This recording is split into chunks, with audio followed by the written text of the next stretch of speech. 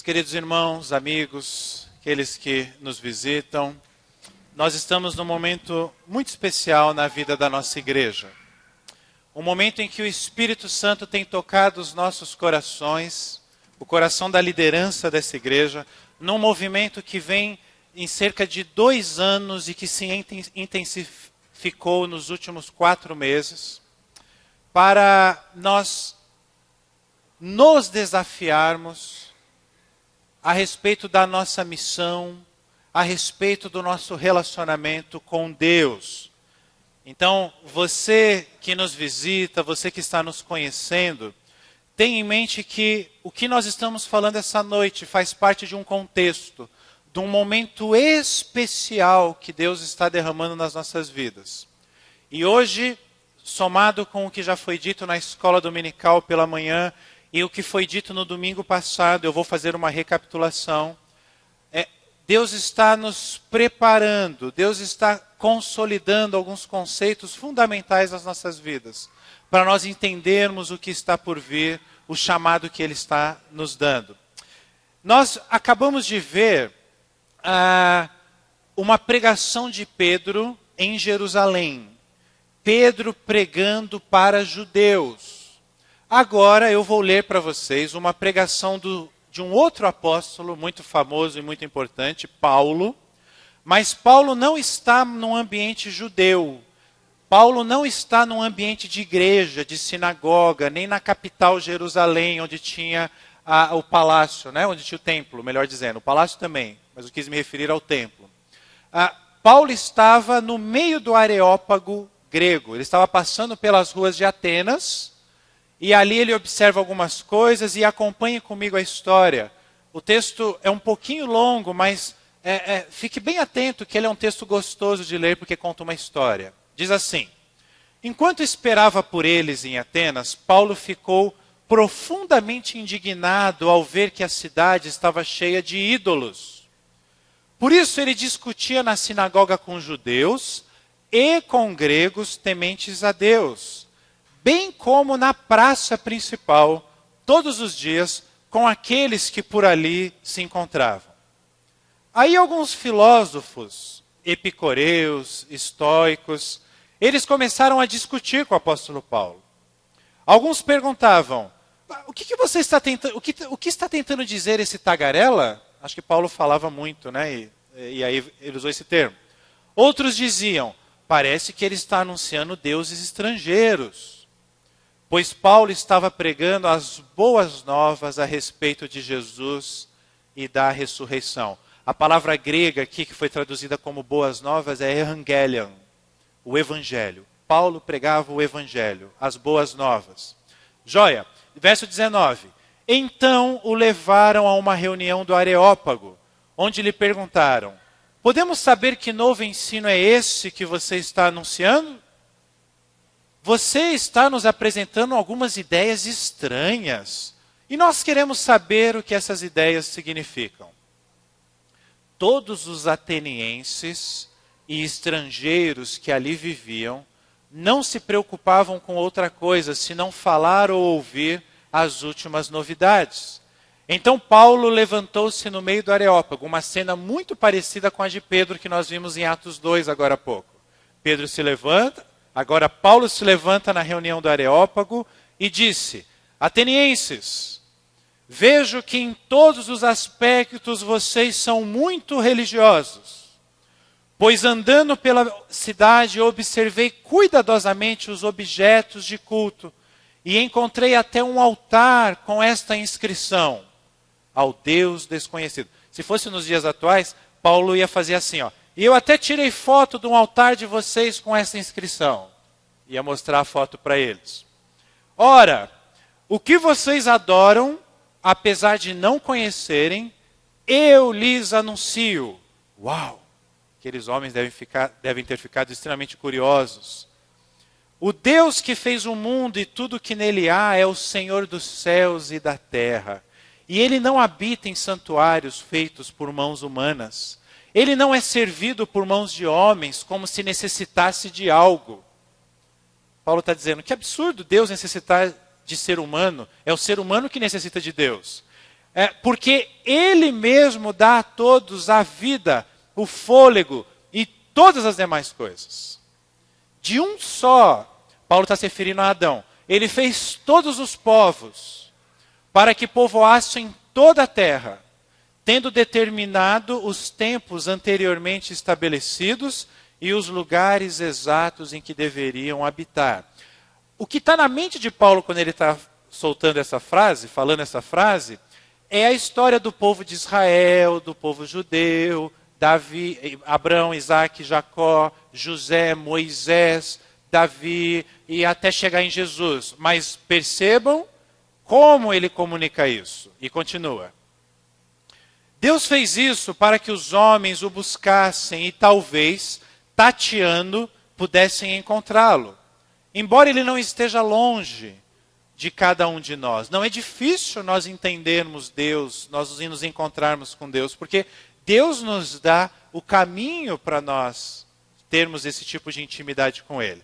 E aí Paulo continua, pois nele vivemos, nos movemos e existimos. Essa frase não é de Paulo, Paulo está citando um autor grego. Como ele diz, como disseram alguns dos poetas de vocês, também somos descendência dele. Assim, visto que somos descendência de Deus, não devemos pensar que a divindade é semelhante a uma escultura de ouro, prata ou pedra, feita pela arte e imaginação do homem. Paulo está falando, Deus nos constituiu. Se Paulo estivesse falando para judeus, Paulo falaria o seguinte, Deus nos fez a sua imagem e semelhança, porque o judeu ia entender essa linguagem, mas o grego não ia entender essa linguagem, então Paulo usou a linguagem dos poetas gregos. E aí ele termina assim, pois no passado Deus não levou em conta a nossa ignorância, mas agora Ele ordena que todos, em todo lugar, se arrependam. Pois Ele estabeleceu um dia em que há de julgar o mundo com justiça, por meio do homem que designou, e deu prova disso a todos, ressuscitando dentre os mortos. Paulo está falando de Jesus, ainda sem dizer que é Jesus. Só que quando aqueles homens gregos ouviram sobre a ressurreição dos mortos, alguns deles zombaram, tiraram sarro e disseram, esse respeito, a ressurreição dos mortos, você quer me dizer que todos nós queremos largar esse corpo, porque o corpo é mau e a alma é boa? Você vai querer dizer que alguém que já largou esse corpo vai querer voltar? Desculpa, Paulo, isso é história para outro momento. Tá? A esse respeito, a gente ouve em outra vez, outro momento. Com isso, verso 33, Paulo retirou-se do meio deles. Alguns homens juntaram-se a ele e creram. Entre eles estava Dionísio, membro do Areópago, e também uma mulher chamada Dâmaris, e outros com eles. Até aí. Meus amados irmãos, deixa eu recapitular algo que nós iniciamos na semana passada, tanto para quem estava aqui ouvir novamente, quanto para quem não estava se inteirar. Tá? Eu não vou entrar, obviamente, com os detalhes que nós entramos no domingo à noite passado. Mas domingo passado nós refletimos a respeito do que significava ser discípulo na região da Palestina naquele tempo de Jesus. Nós nos lembramos que Jesus era judeu. E Jesus não era apenas um judeu, Jesus era um rabino judeu. O que traz muitas implicações. Jesus, quando criança, como toda criança judaica, ele tinha, e os seus pais o ensinaram, que toda a base de ensino, de educação, de família, era a Torá. O que os judeus chamam de Torá, nós também podemos chamar, não tem problema, são os 5 primeiros livros da Bíblia. Gênesis, Êxodo, Levítico, Números, Deuteronômio. Também chamamos de Pentateuco, os livros escritos por Moisés. A criança iniciava os seus estudos, que era chamado, nós demos esses nomes, Beit Sefer. Então, até os 10 anos, a criança, ela simplesmente, dos 6 aos 10 anos, ela decorava, memorizava a Torá. Isso significa, não está congelado. Isso significa que essas crianças, os melhores alunos, eles passavam para um segundo nível. E esse segundo nível era chamado de Beit Talmud. Os melhores alunos continuavam estudando, e aqueles que não eram tão bons aprendiam o ofício dos seus pais. Então, se o pai era marceneiro, era o caso de José, pai de Jesus, o seu filho aprendia marcenaria. Se o seu pai era cozinheiro, você aprendia a ser um gourmet do século I. Enfim,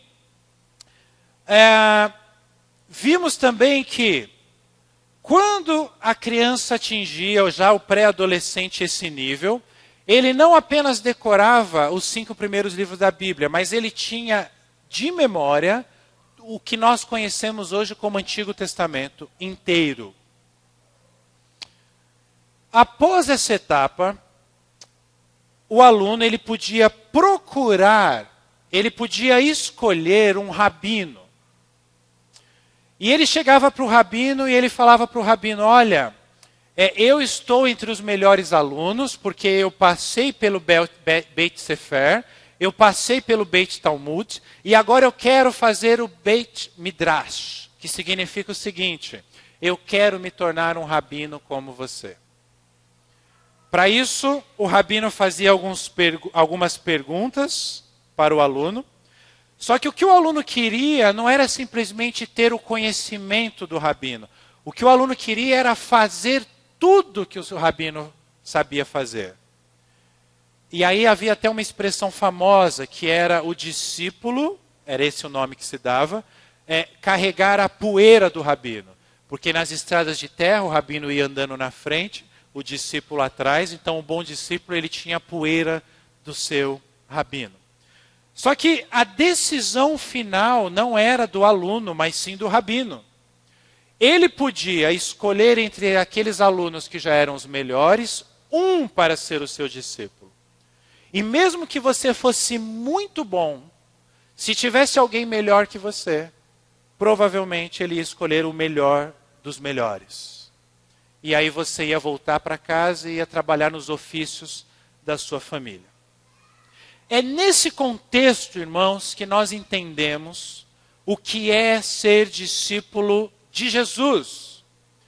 E aí nós vimos, o nosso texto principal a semana passada, foi aquela passagem em que Pedro está no barco de madrugada, e eles veem um que parece um fantasma andando sobre as águas.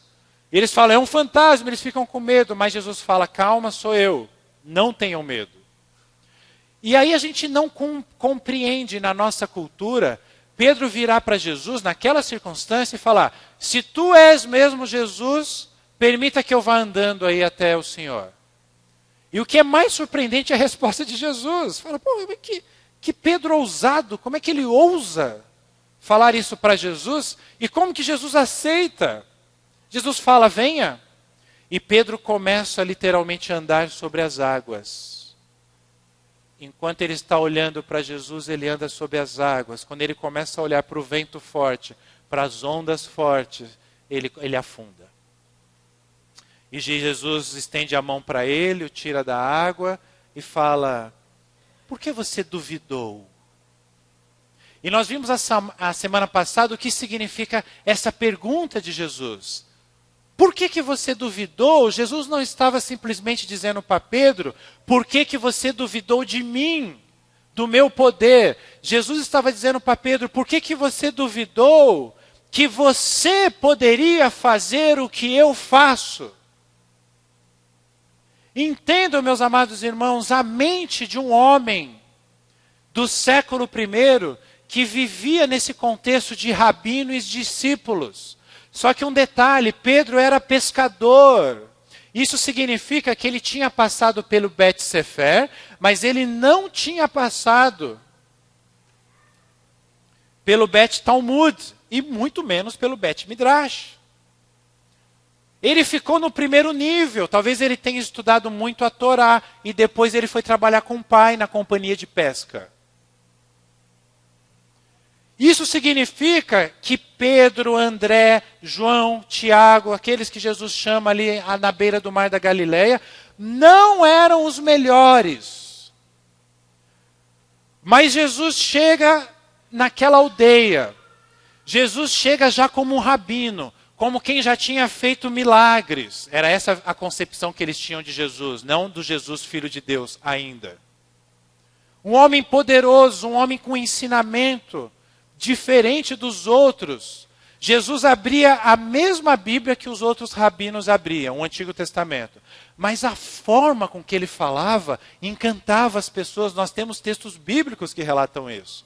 Testemunhos escritos. E o que é fantástico é que quando, voltando à história que eu estava contando, quando um rabino aceitava um aluno para o Bet Midrash, para ser como ele, a expressão do rabino era: venha, siga-me. E Jesus, quando está na beira daquele mar da Galileia, que é um lago de grandes proporções, por isso que a gente chama de mar, ele chega diante de pescadores, homens humildes, não necessariamente pobres, seria o equivalente a empreendedores hoje, mas homens humildes.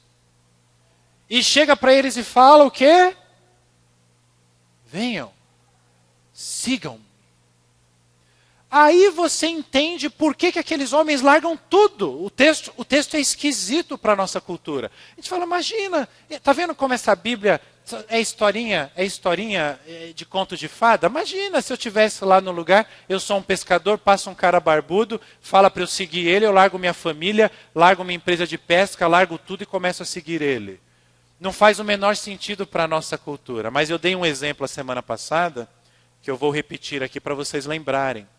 Seria o equivalente a um jovem, e Pedro e os demais discípulos eram jovens quando foram chamados. Ainda que adultos, mas jovens adultos. Seria o equivalente a um reitor da Universidade de Harvard, nos Estados Unidos, visitar a sua empresa, a sua faculdade, aonde você passa o seu dia, ele olhar para você e falar: gostei de você, eu quero te dar uma bolsa de estudo para você estudar 5 anos nos Estados Unidos, em Harvard, com tudo pago. O curso e moradia, você topa?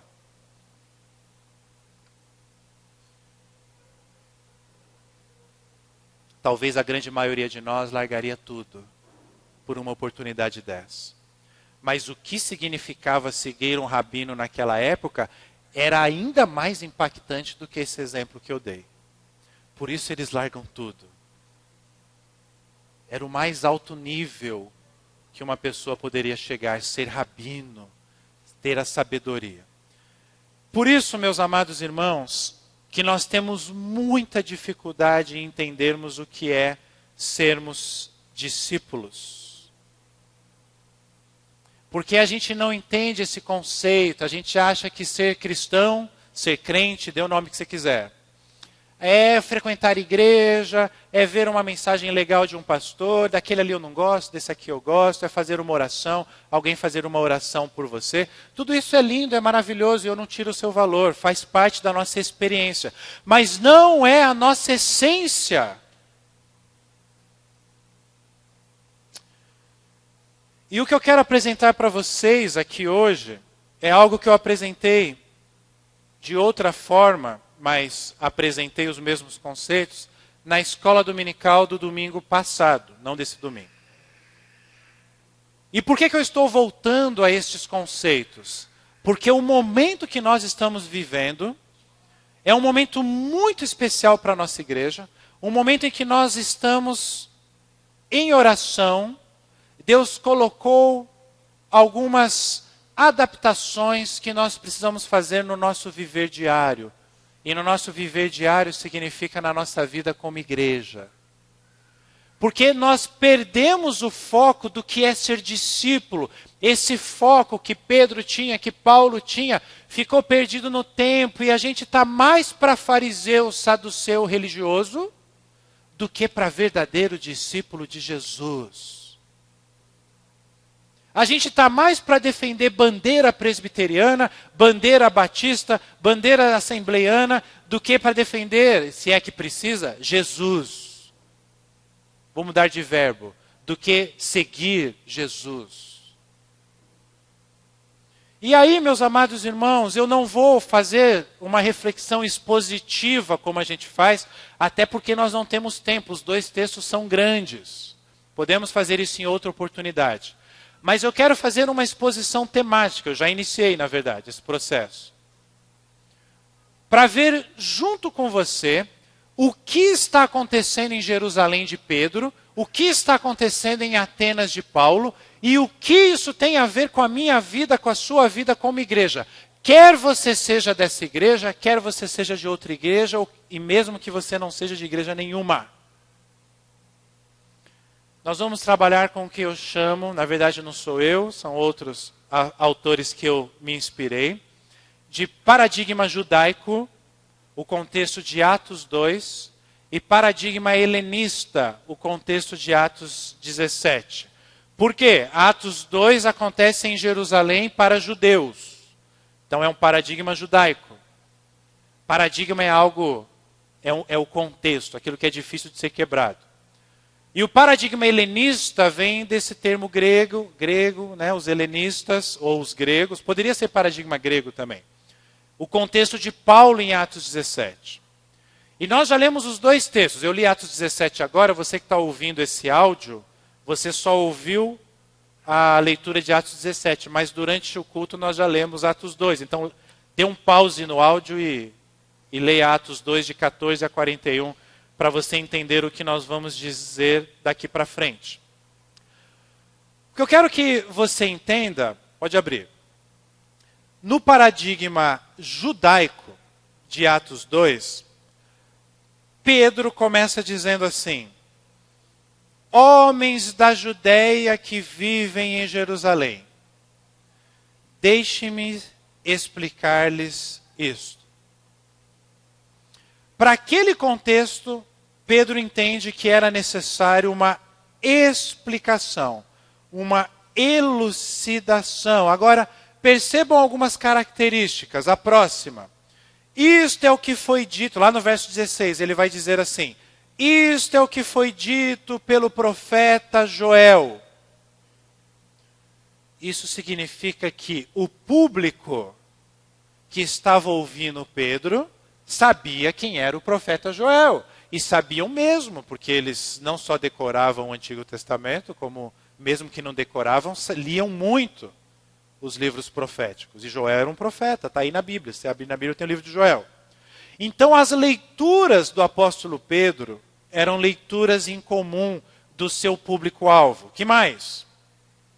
A respeito dele disse Davi. Os personagens que o apóstolo Pedro, eu falei Paulo agora há pouco, o apóstolo Pedro está citando, são personagens comuns. Você chega para um judeu, até hoje, e naquele tempo não era diferente, e fala Davi, o cara não vai pensar no zagueiro da seleção brasileira. O cara vai pensar no Davi, né? Não é o Davi Luiz, é o Davi, o grande rei de Israel. Eles compreendiam quando Pedro falava, o que Davi disse foi isso, o que Joel disse foi isso. Eles tinham conceitos em comum. Este Jesus a quem vocês crucificaram, Deus o fez Senhor. Eles sabiam o que era isso. E Cristo, eles sabiam o que era isso. A palavra aqui é a palavra o Messias, o ungido. Aqueles que vocês estão aguardando. Então, os próprios conceitos eram conceitos que eles sabiam do que Pedro estava falando. É por isso que nós chamamos do paradigma judaico. Pedro estava em missão e Pedro encontrou uma cultura confortável. Pedro precisava anunciar Jesus Cristo, mas a cultura que ele estava inserido eram judeus que já sabiam a história direitinho do que Deus estava fazendo, bastava Pedro encaixar Jesus nessa história. E Pedro faz isso com excelência. Já no paradigma helenista de Atos 17, Paulo está em missão. A nossa missão é anunciar o evangelho. Pedro está fazendo isso em Jerusalém, Paulo está fazendo isso em Atenas. Só que diferente de Pedro, Paulo encontra uma cultura desconfortável. E quando nós encontramos uma cultura desconfortável, nós temos maior esforço para atingirmos os nossos objetivos. Por quê? Paulo encontrou uma religiosidade individual. O povo judeu em Jerusalém tinha a mesma religiosidade. Em Atenas tinham vários deuses. Eles eram pagãos, né? Adoradores de vários deuses, várias culturas. Havia o pluralismo religioso. Então eu posso adorar ao Deus tal, ao conceito tal. Nada muito diferente do que ocorre na maioria da sociedade no mundo hoje. Ah, eu acho legal esse conceito de Buda, hein? Isso é bonito. Oh, isso aqui de Gandhi também é legal, deixa eu pegar mais um pouquinho. Oh, isso aqui do Umbanda é bacana. E esse daqui do cristão, olha, até o que Jesus está falando aqui parece com o que Buda falou. E aí você junta isso tudo, coloca num balaio e você cria a sua religiosidade. É isso que chama pluralismo religioso e sincretismo religioso, que aparece aí como item 3.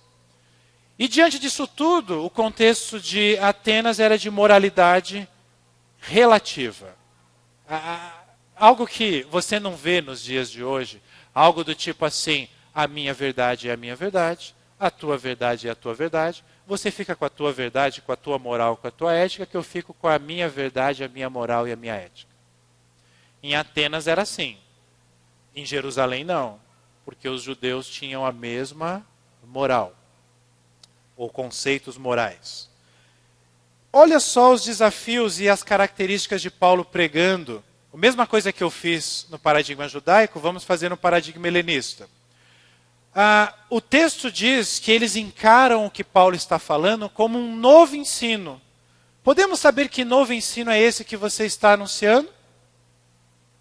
O texto deixa claro que Paulo fez o que nós chamamos de exegese cultural. Quando ele diz assim, vejo que em todos os aspectos vocês são muito religiosos. Exegese é você, por exemplo, eu vou fazer uma exegese do Falcão. Então eu sei que ele trabalha na Caterpillar, eu sei que ele gosta do time tal, eu sei que ele gosta de comer tal. Opa, entendi o Falcão. Nós usamos muito na igreja o termo exegese bíblica, que é fundamental, mas uma exegese bíblica sem uma exegese da cultura vai nos fazer ficar anunciando o evangelho sem relevância, porque as pessoas não vão entender. Eu preciso entender as pessoas do mundo que eu vivo.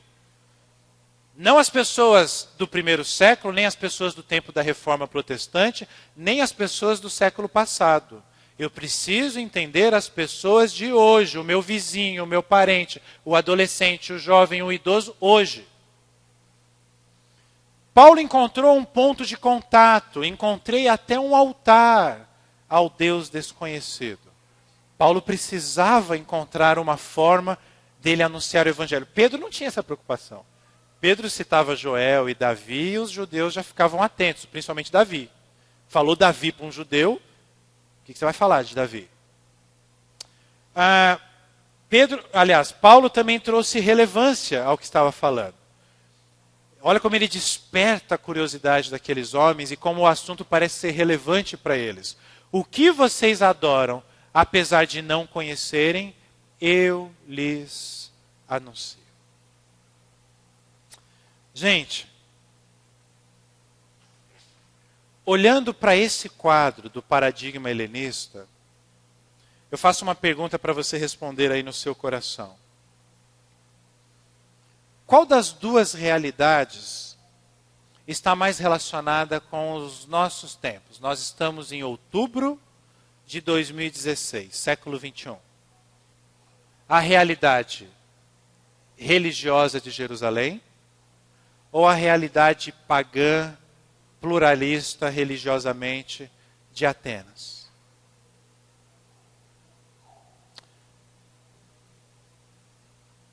Quando a gente olha para o mundo que nós vivemos hoje, nós vamos encontrar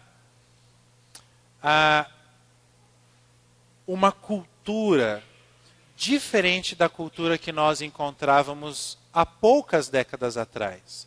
Muitos de nós aqui, se você tem mais de 30 anos, ou um pouquinho menos até, você nasceu numa cultura cristianizada. Uma cultura que era confortável aos valores e princípios cristãos. Ainda que não fosse protestante, ainda que fosse católico, não importa, eram cristãos, os valores cristãos permeavam a nossa nação, permeavam boa parte do Ocidente. Então, quando a gente olha para o paradigma judaico, a cultura era confortável. Para o paradigma helenista, a cultura era desconfortável. E isso gerava maior esforço para o apóstolo Paulo. A história continuou e a gente chega no período medieval da história humana. E nós temos uma cultura cristianizada. Porque um grande imperador romano se converteu ao evangelho. A gente não sabe se essa conversão foi de coração ou se foi por motivos políticos. Constantino. Mas o que importa é que ele se converteu, ou diz que se converteu, e com isso a cultura se transformou uma cultura cristianizada, cultura confortável. Depois nós temos no século XVI, XVII o paradigma reformado. O contexto ainda era uma cultura cristianizada. O paradigma moderno, nós estamos trabalhando a modernidade como o século passado, a pós-modernidade que inicia com a queda do Muro de Berlim, na minha avaliação, os historiadores divergem nesse ponto, mas a queda do Muro de Berlim e principalmente esse século XXI, pós-modernidade, nós vivemos. O paradigma moderno em que essa igreja foi construída, foi plantada, e muitos aqui fundaram, e muitos de nós crescemos, também é um paradigma de uma cultura confortável ao Evangelho. Mas quando a gente olha para os valores do mundo hoje, como está a fragmentada influência cristã, nós encontramos alguns aspectos muito interessantes. Fiquem comigo aí, preste atenção, pode mostrar. Hoje nós vivemos uma cultura que é, assim como Atenas, estranha ou até avessa à fé cristã. Então eu destaquei alguns aspectos aí. Os nossos valores, eles não são mais locais. Os nossos valores, eles são glocais. Então a série que estreou na HBO domingo passado à noite, estreou em diversos países do mundo, inclusive no Brasil. O mesmo Netflix que nós temos acesso aqui, as pessoas têm nos países mais desenvolvidos. Uma pessoa que posta alguma coisa na China sobre a cultura e o que está acontecendo na China não é um bom exemplo, né? Porque a internet lá é um problema. Mas um jovem que posta alguma coisa no Japão agora o nosso jovem sentado aí no banco, enquanto está acessando o Facebook e o Twitter, e eu estou falando, ele está tendo acesso já a essa informação. Não vejo nada de errado nisso, podem fazer. Desde que o que você esteja pesquisando esteja conectado ao que nós estamos falando. Gente, os valores são locais. Não adianta a gente falar assim, em Santa Bárbara do Oeste é assim. Os valores dos nossos jovens, dos nossos adolescentes, dos adultos, eles são influenciados mundialmente pelos valores. Isso traz um relativismo moral, como uma outra marca da nossa cultura. Exatamente como em Atenas, de Paulo. A moralidade não é mais algo assim que tem uma norma, que tem uma base, como tinha em outros tempos. Por que você acha que isso é verdade? Porque isso é bíblico, porque Jesus disse. Não, mas... Entendeu? Relativismo moral. As nossas relações são virtuais, não são mais só presenciais. Você talvez se relaciona durante a semana, você...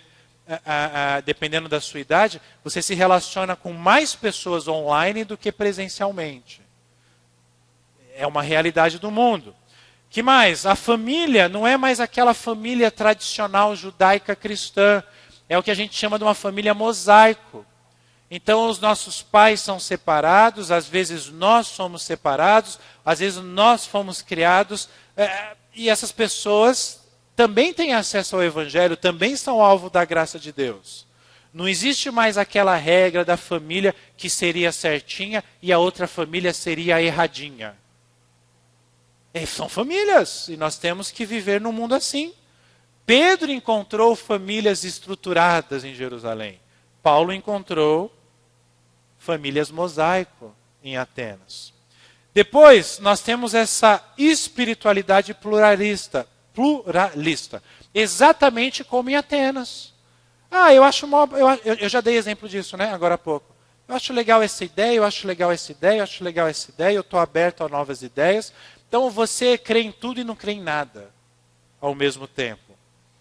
E porque você não consegue organizar isso tudo que você crê, você acha que você é ateu. E aí você sai falando que você é ateu, é ateu. Na verdade, você é um preguiçoso, que não quis avaliar todas as filosofias, todas as culturas e chegar a uma conclusão.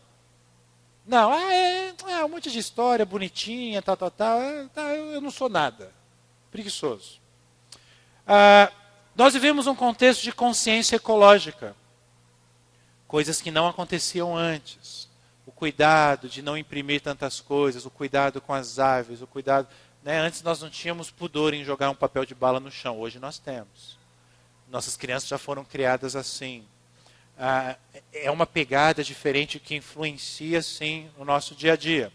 A informação hoje é excessiva. Antes eram poucos que tinham acesso à Barça, a enciclopédia. Eu lembro quando lançou a Barça em CD-ROM. Né? Ao invés de vários livros, você tinha um disco que você colocava no computador. Hoje não existe mais isso, porque você digita aí agora no seu celular qualquer assunto e você vai encontrar centenas, milhares de informações. Algumas equivocadas, mas vai encontrar as corretas também. E isso mexe com os nossos valores.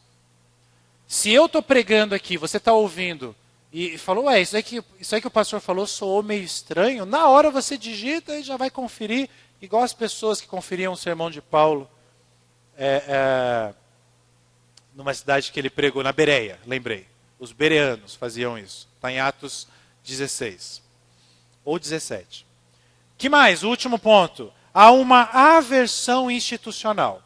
Então, algum tempo atrás, não muito tempo atrás, as pessoas passavam em frente a um espaço como esse nosso e via assim, templo da igreja presbiteriana.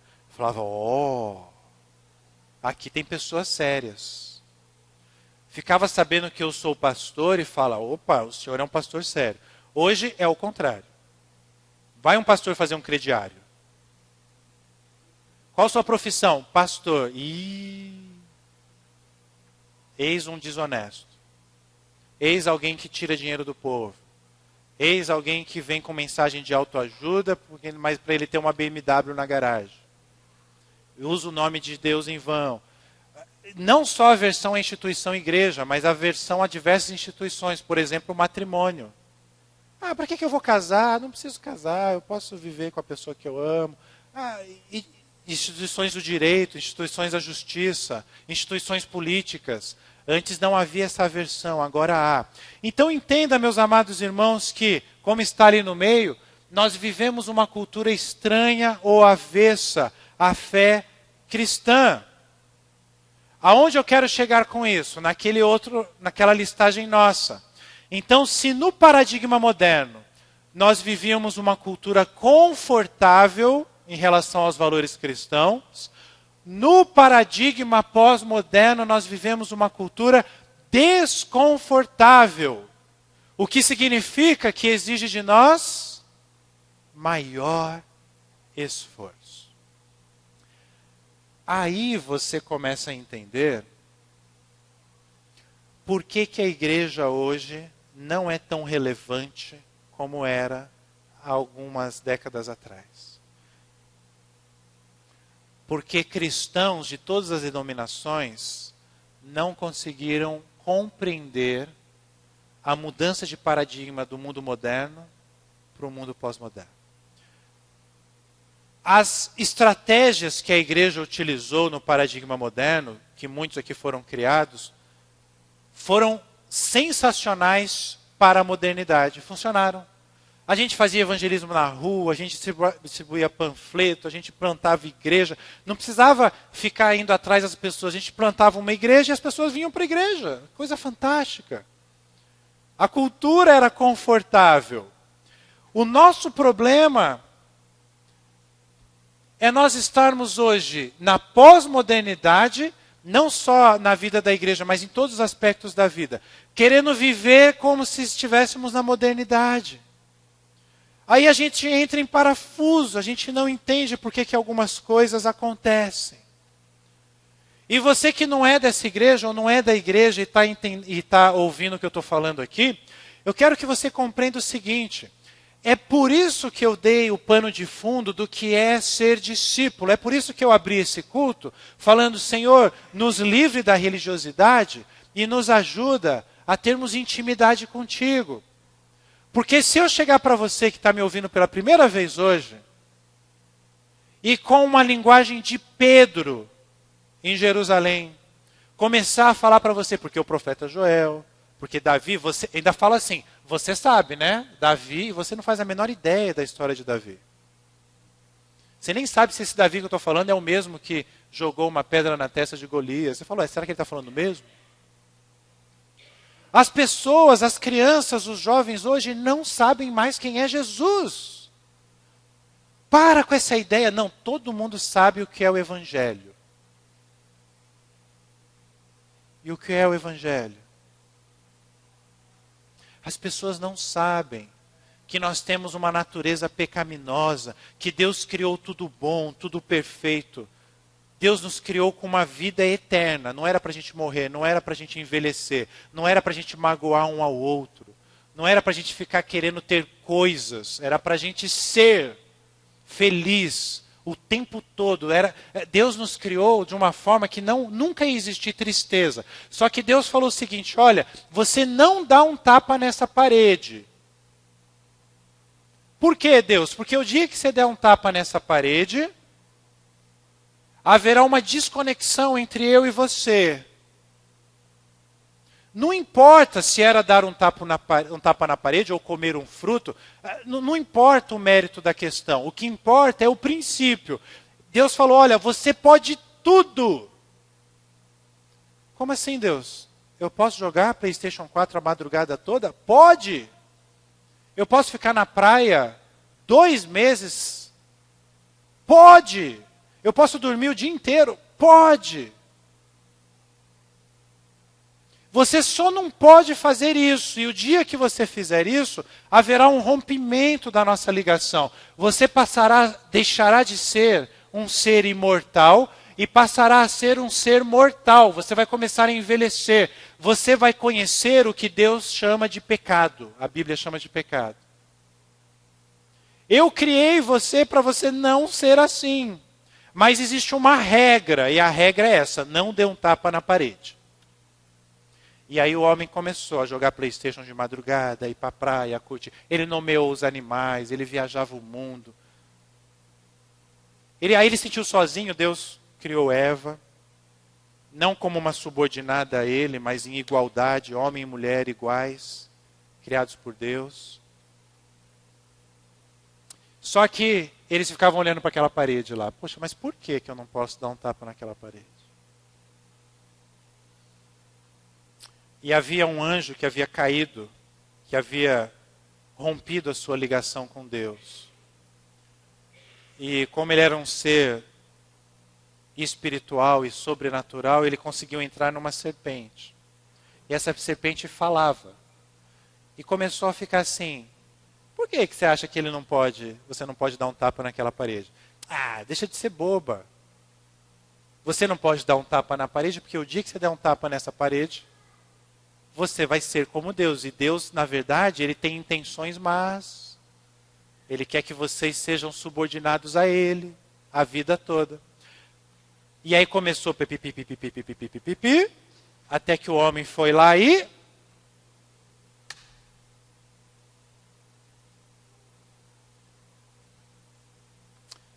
Aí tem uma coisa importante que você precisa entender. A gente fala muito do Deus de amor.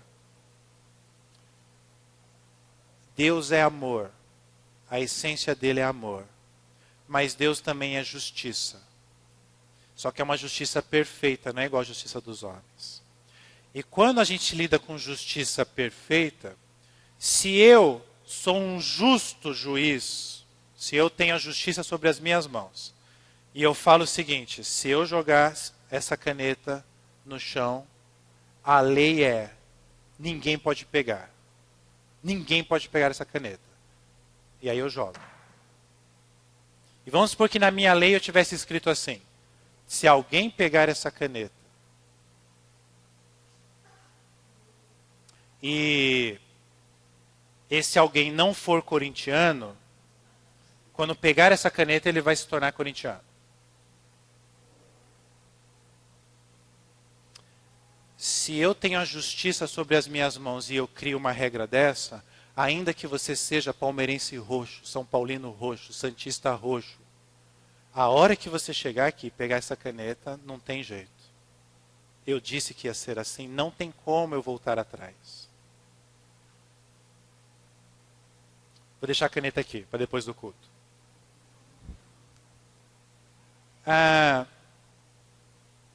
Deus se viu numa encruzilhada.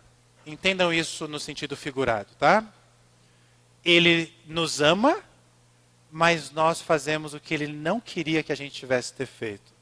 E aí ele teve que cumprir o que ele prometeu. Nós conhecemos a morte. A consequência imediata é Caim matar Abel e começa a guerra, egoísmo humano.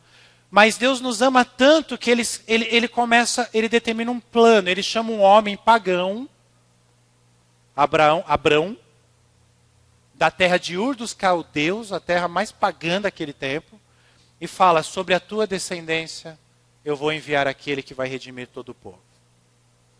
E aí vem Abraão, Isaac, homens como nós, falhos como nós, mas usados por Deus, escolhidos por Deus. Abraão, Isaac, Jacó, José no Egito, depois Moisés no Egito, aí tem o período dos juízes, aí o povo pede por um rei, aí Deus manda Saul não dá certo, aí chega Davi, depois Davi também erra, Davi se reconcilia, aí vem os profetas anunciando, o Messias está vindo, vocês se arrependam dos seus pecados, a gente entra no Novo Testamento, Jesus nasce, é Natal, joia, ele vem, ele ensina a gente como viver, ele morre por nós porque tinha que morrer, ele ressuscita, ele sobe aos céus, ele fala, agora anunciem isso porque eu vou voltar. A nossa condenação, porque a gente tinha batido a mão aqui, era a morte eterna. E a única forma era alguém santo, perfeito, sem pecado, pagar o preço da nossa condenação. É como se eu tivesse sido condenado à prisão perpétua e eu já estivesse no presídio preso. A Bíblia chama isso de nós sermos escravos do pecado.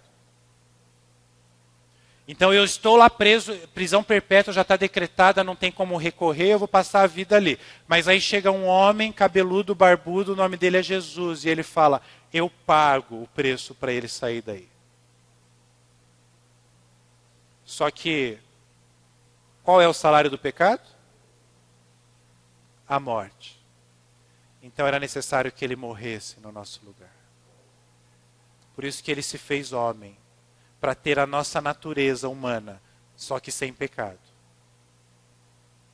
E aí ele morre, e nós, aquela condenação eterna, nós estávamos condenados à morte eterna. Para aqueles que creem nele, isso é reverberado. Isso é convertido, daí vem essa expressão. E nós passamos a ter vida eterna. E ele fala o seguinte, aproveitem a vida, eu vos dou vida em abundância, mas anuncie essas coisas para outras pessoas. Por isso, gente, nós temos que entender esse gráfico aqui, ó. Já estou terminando, tá? Nós temos que fazer 3 perguntas fundamentais em nossas vidas. A primeira é, quem nós somos? Quem você é? Talvez você já seja, pode mostrar. Deus já te deu alguns dons espirituais, algumas competências, algumas potencialidades. Talvez a maioria que está me ouvindo hoje já se identifique como um discípulo de Jesus. Lembre-se, quando eu estou usando essa expressão, eu estou pensando naquele discípulo do rabino. Aquele conceito. Tá? Joia. A segunda pergunta importante da nossa vida é onde nós estamos.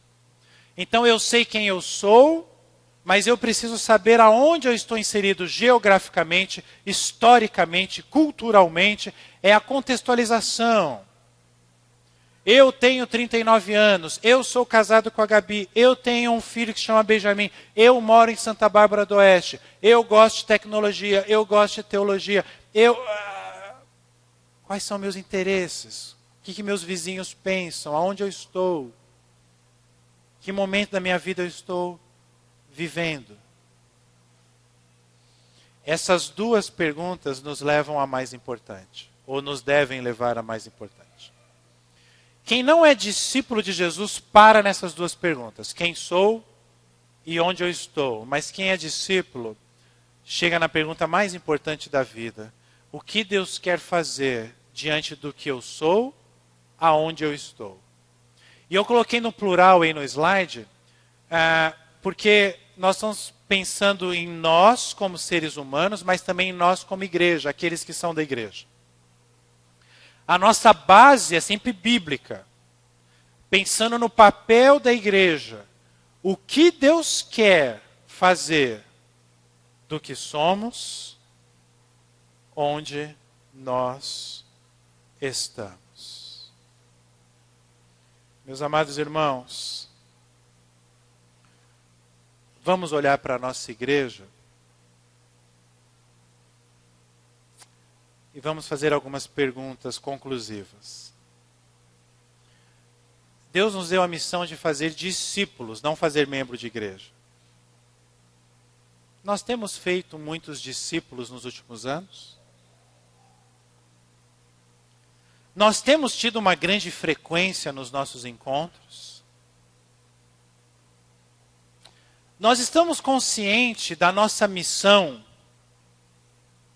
de alcançar as pessoas e não de atrair as pessoas. Por quê? No paradigma moderno, atrair as pessoas funcionava. A cultura era confortável. Eu abria uma igreja e escrevia presbiteriana, as pessoas vinham. Mas a missão de Jesus é ir por todo mundo. Pregar o evangelho, ensinando essas pessoas.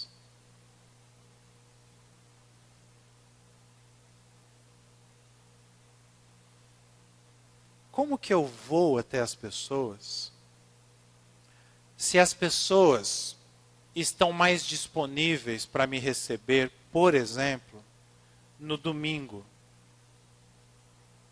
Só que no domingo eu estou aqui às 9 da manhã para a escola dominical, depois eu fico até 10h30, dependendo do que você tem, depois 11. Aí depois eu vou almoçar com alguém, mas eu tenho que voltar correndo porque eu tenho ensaio da música, depois eu tenho um culto às 19.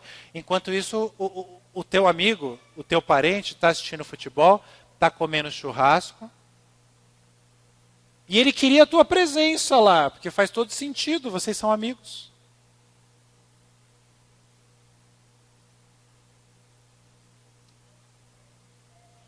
Você tem na sua ideia do que o que seria a igreja perfeita? Estou perguntando para você que é dessa igreja, e mesmo se você não for, está me ouvindo também nesse áudio.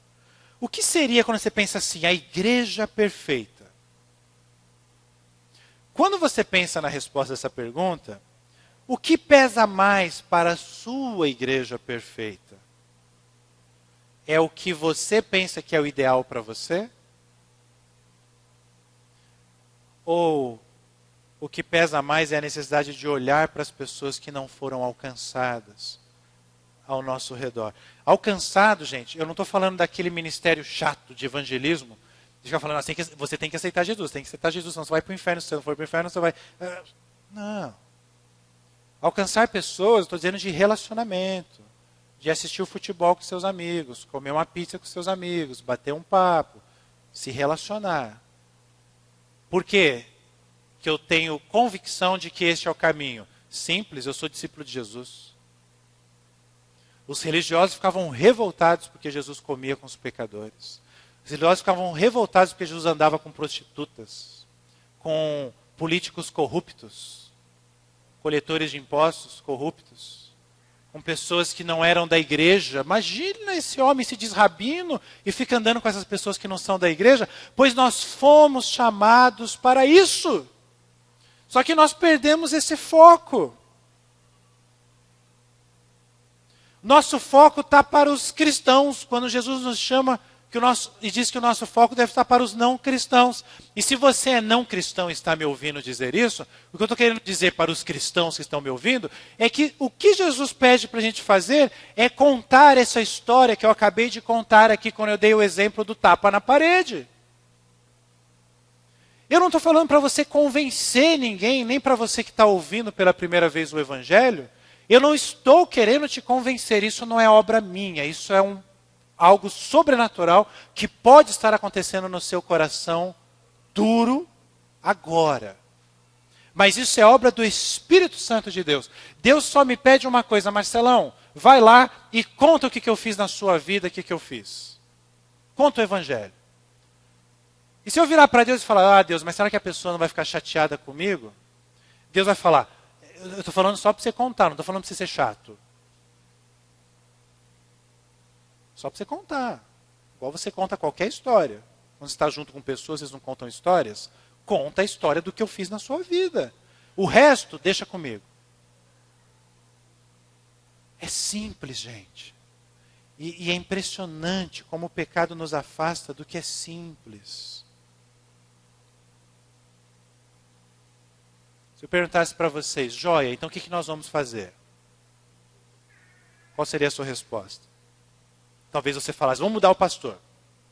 Nossa igreja só vai bombar quando a gente mudar o pastor. Não, vamos mudar os presbíteros. Os presbíteros aí não estão dando. Então vamos mudar de igreja. Perceba que isso tudo já aconteceu na sua experiência de igreja. Mas o seu coração ainda continua o mesmo. Então o problema não é o pastor. O problema não são os presbíteros. O problema não é a igreja. Se olha no espelho e diz: o problema sou eu. Eu preciso me tornar um verdadeiro discípulo. Como eu disse para vocês, a liderança da nossa igreja tem refletido sobre isso nos últimos meses. E nós vamos, a partir da semana que vem, apresentar para vocês o que Deus tem colocado no nosso coração. Basicamente, ele é apresentado em 5 pilares. O pilar do culto, o pilar do discipulado, o pilar dos grupos de comunhão, o pilar da devocional diária e o pilar do que nós estamos chamando de tarefa missional.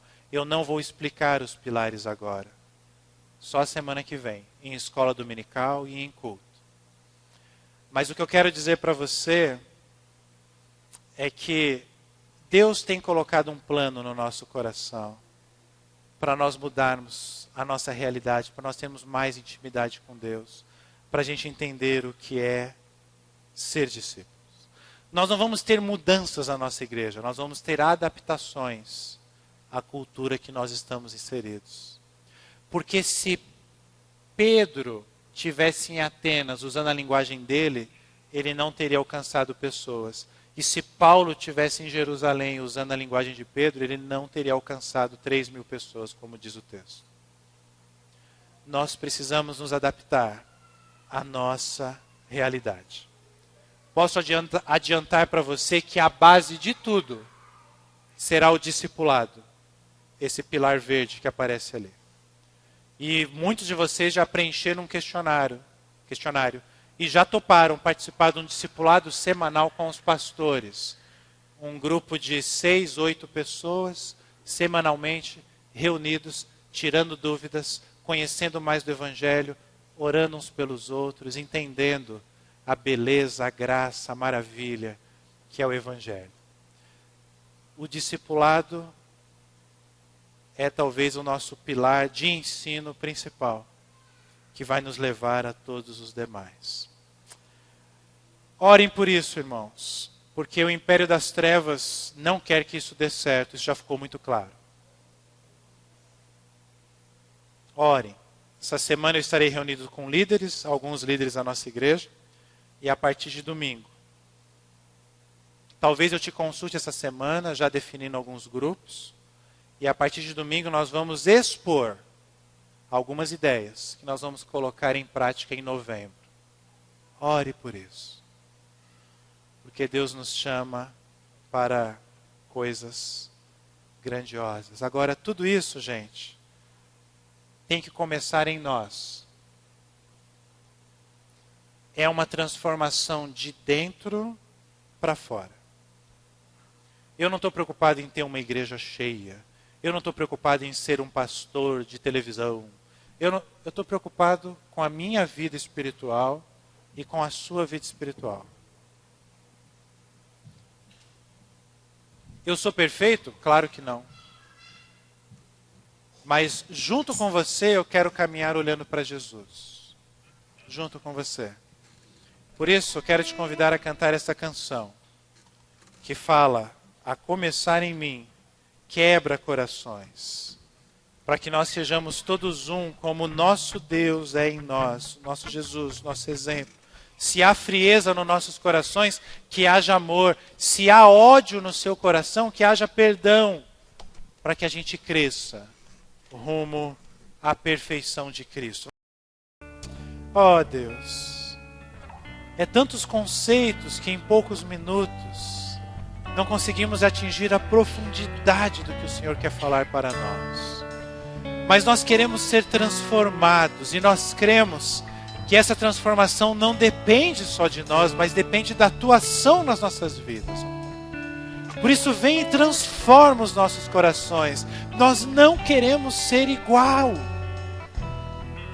Nós queremos, ó Deus, estarmos mais próximos de Ti, entender o mundo ao nosso redor, compreender o Teu Evangelho todos os dias, porque todos os dias nós teimamos em esquecer essa mensagem da graça, do amor.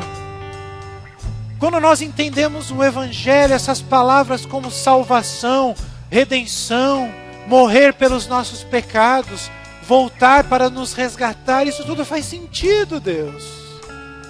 Nós queremos que tudo isso faça sentido na nossa vida, e não apenas na vida da igreja, como instituição. Nós queremos ter uma vida íntima contigo, pecar menos, buscar santidade, entender o que o Senhor quer. Porque a gente tem percebido, Deus, que quanto mais a gente busca o que a gente acha que é certo, mais a gente quebra a cara. Ah, Deus, nós nos quebrantamos na Tua presença. Pedimos que o Senhor venha com poder, que o Senhor transforme, que o Senhor renove, que o Senhor dê vida. Nós precisamos mais de Ti, ó Pai. Ajuda-nos. Nós começamos esse culto dizendo, clamando, ajuda-nos, e nós vamos terminar dizendo, ajuda-nos. Nós precisamos de Ti, ó Deus. Não sabemos aonde o Senhor quer nos levar, mas certamente o Senhor quer nos levar para um novo passo, para um novo rumo, para um novo momento das nossas vidas, ó Pai. E nós queremos, nós temos medo. Tudo que é novo traz medo, mas no fundo nós desejamos.